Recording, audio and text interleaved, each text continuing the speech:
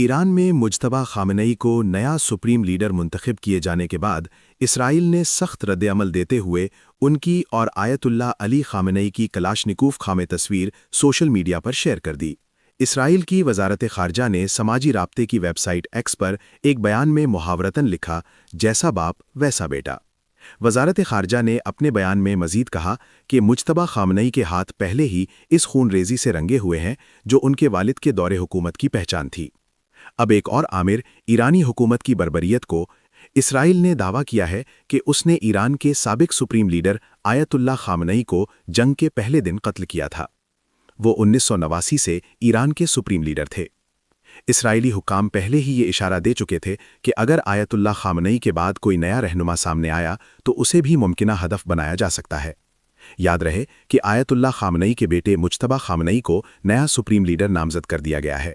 Iran की मजलिस खुबरगान ने कौम से इत्तेहाद बरकरार रखने की अपील की है।